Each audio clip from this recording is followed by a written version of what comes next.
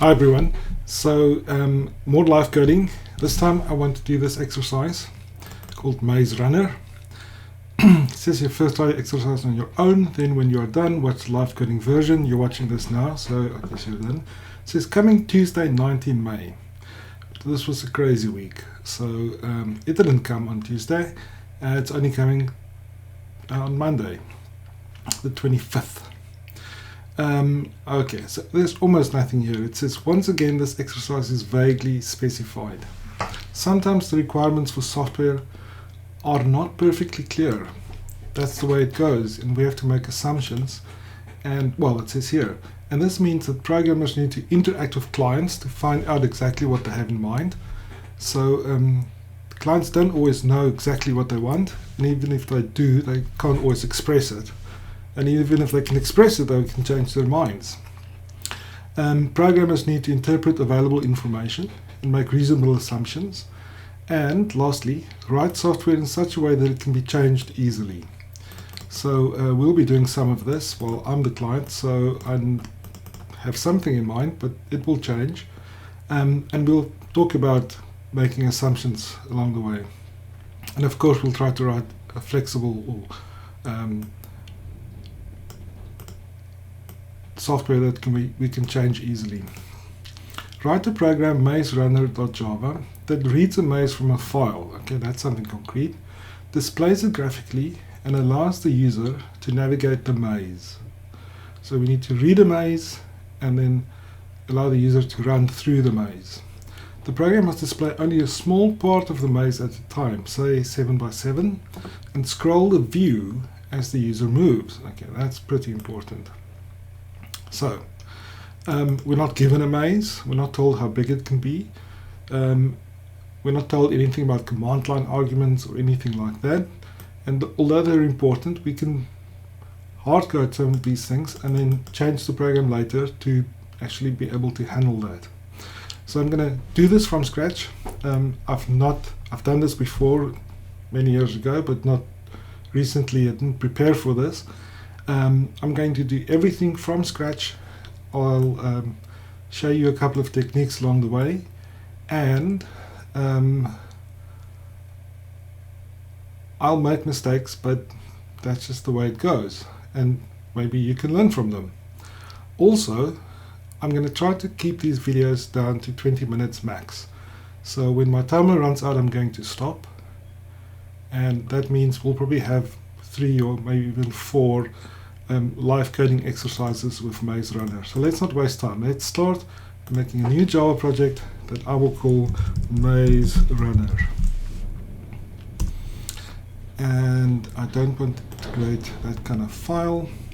And first thing first, I'm going to link it with my standard lib. So class path, libraries tab, class path, add a jar from the library. And I want that one. Apply and close. Okay, right. So, first things first, we have to read the maze from a file. I don't have a maze, so I went to the internet and I just picked one up. I mean, there are lots of text mazes from the internet. So I'm going to create a folder for the maze and I'll call it assets, because I'll be storing other graphical assets, graphical objects in here as well. And in here I'm going to create a new untitled text file, and I'll copy the maze I found online right in here. So here is the maze. Firstly, there are a couple of issues with this maze. They used a hash sign to describe the walls of the maze. But they also have spaces in between the walls, and obviously this can't be a maze. These will be lots of pillars. The player will be able to walk down here, walk through these gaps. So we need to get rid of them. Also, the double wall around the side, I've got plans for that, but I don't want to. I don't want this double wall around the outside. And then they also have E, which I guess stands for end, and I think over here is an S, which is start, but I don't really want that. So what I'm going to start with is I want to get rid of these spaces in the gaps. So I'm going to say File and find, where is it, search for a file. No man, it's under find. Here we go, find and replace. Command F or Control F. Yeah, I want to replace all hash spaces with just a hash, and I'm going to say replace all. Okay, now this has fixed some of my problems because the walls are now solid in places, but they're not. It's extending out like this, and that's because an empty space is also represented by two spaces instead of just one little space. So I also have to replace space by just one space, and I hope that's going to work. It did work. The only issues are still this line, which is the E space, and I'm just going to take out the E, and the S line, which is S space, but I'll take out the S and then I'll leave a space. Then I'm going to get rid of this very last line and very first line, and I also don't want these ones at the end, so I'll delete all of them. And I'll also delete the ones at the start. Okay, right, so this will be my file format. I'm now fixing the file format. So this file, oh, there's also a space right at the start of each line. Don't want that.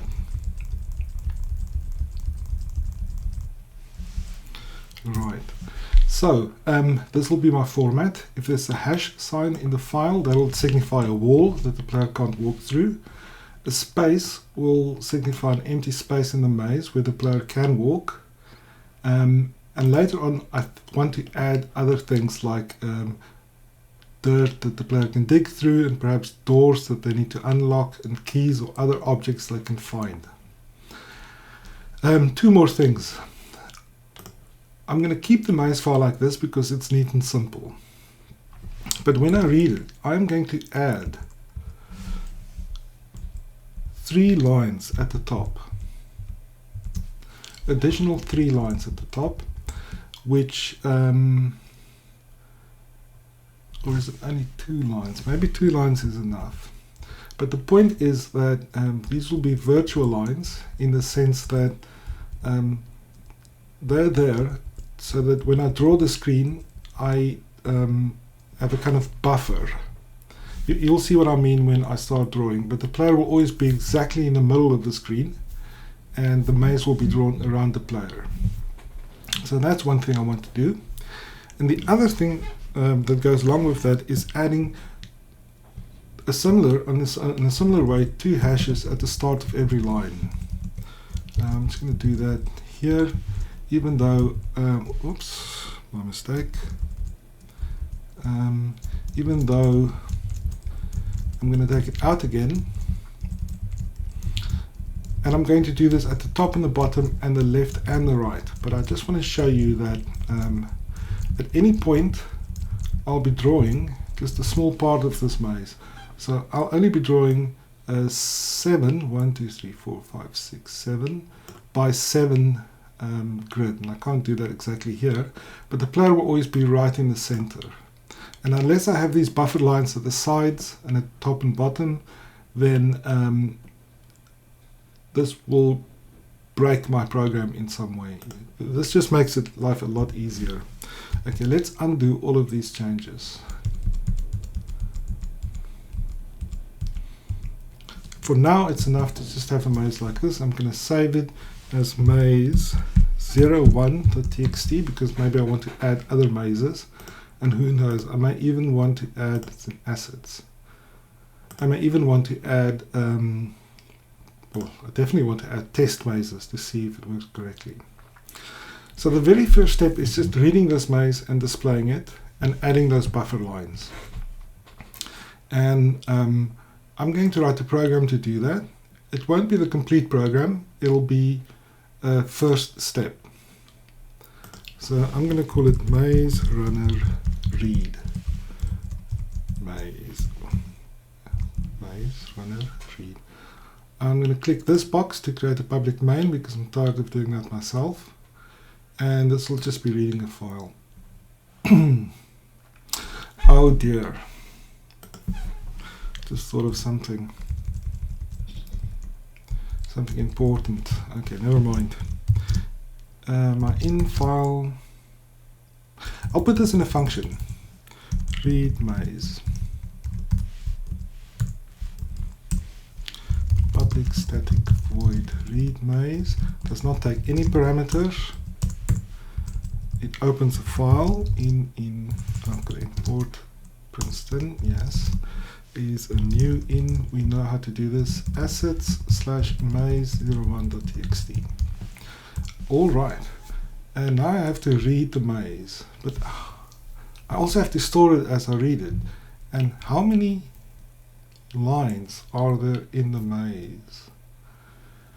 So I could read the file once, count the number of lines, and the width also, but I wonder if I should actually add it to the file. That'd be easier, won't it? Because then we can do it all in once. We don't have to read the file twice. I mean, we can start reading the file and storing what we have, but if we store it in an array, how big should the array be? We won't know until we get to the end. So I kind of want to know beforehand how big it is. So I can see here easily that this maze is 21 rows. I'm going to 21 rows. And how many columns? Column 1, 2, 3. This last one is column 53. It's an odd shape for a maze. Do I want to double check that? No, I believe it. Okay. We'll see if it's a mistake. 53, I think. So my maze file format is going to start with two integers that tell us the height and the width of the maze. Okay, right. So I can put this here, read int. I can do that. But now width is a local variable that's only available to read maze, and I'm probably going to use it in other places. So I'm going to make width a global variable. Public static int width. And now there is an issue because it's still a global variable, a local variable inside read maze. This statement is not going to update that global variable because it's updating a local variable that's shadowing, we call it, the global variable. So I should take out the int part, and now width is referring to that global width, and you can even see Eclipse helps us by showing it in the right font and color. If I add it back, you can see it changes to just plain text. Okay, that's the width. I want the height, and the same is true for maze. So let's just add height here, and the same is true for maze. It will be an array of integers,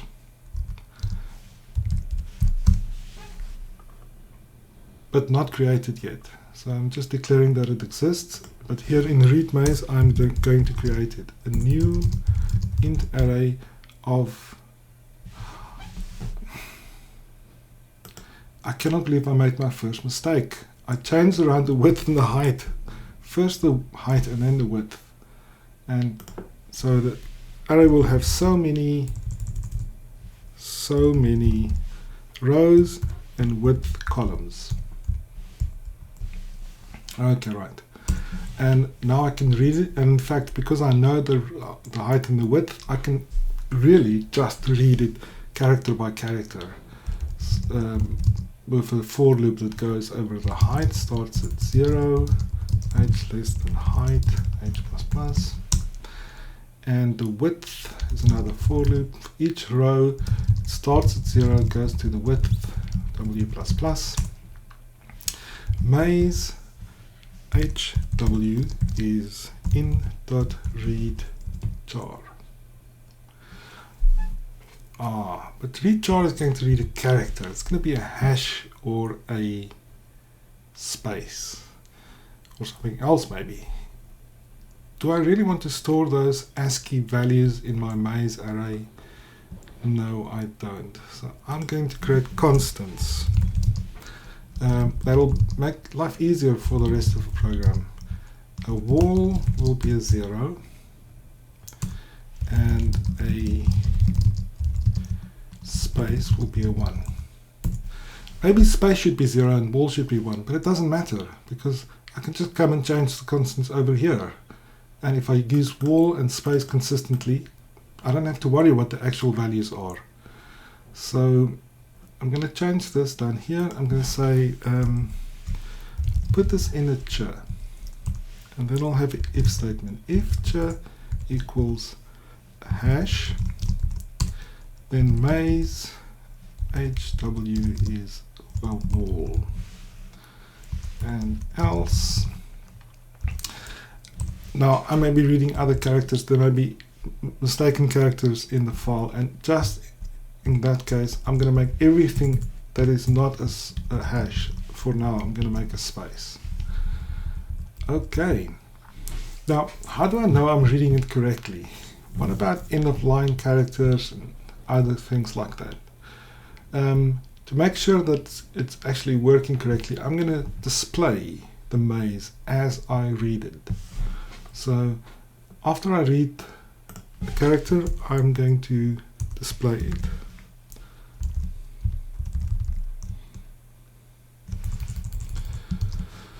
Come on, I could type. Display the character, that's all I need to do.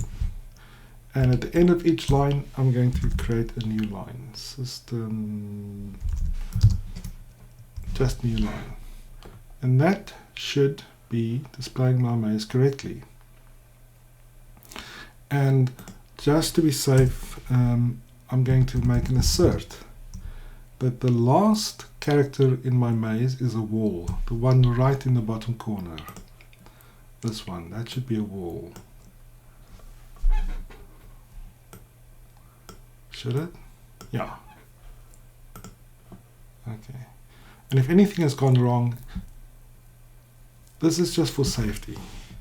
Assert that maze height -1, width -1, because the height and the rows and the columns are numbered 0 to height -1, 0 to width -1, is wall.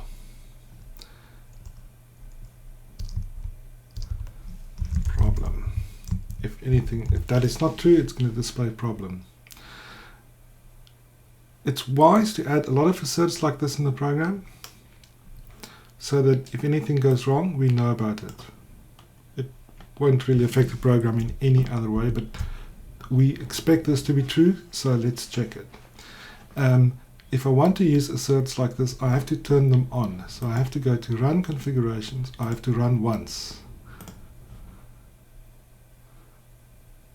And look at that, we've already made a mistake.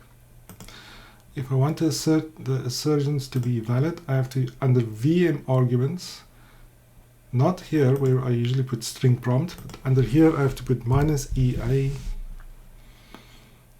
apply and run again. Okay, so this is printing out the ASCII values. 32 is a space, and I guess 35 is a hash, and then there are also these 10s, which are the end of line characters, which I am now reading, and that's a mistake. But firstly, to print them out neatly, I'm going to cast them to a char, force them to be printed as characters, because otherwise Eclipse passes, or Java passes this char character, and it's an int. Well, maybe I should have made that a char. Yeah, I'll make it a char, and then I don't need to cast it here. That's probably best. But I can really see I've made a big mistake. Look at this. This isn't correct at all. Okay, so it read a lot of characters, printed a new line, then it read the last character. So my 50, what's wrong is my 53 width. This should be 54. Okay, let's run again. And now it's better, but you can see it's printing extra open lines between, and that's because I am actually reading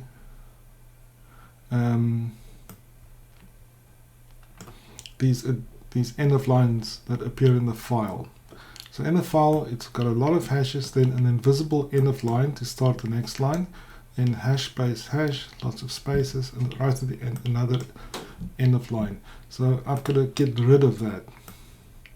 So I'm going to do it like this. If j equals 10, because we saw the ASCII value of 10, that's the end of line, read it again. Copy, read an additional character. And I think this should be enough.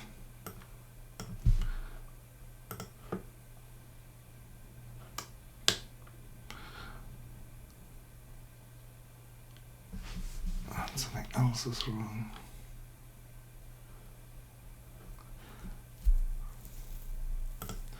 I was reading the maze and it actually ran out of characters.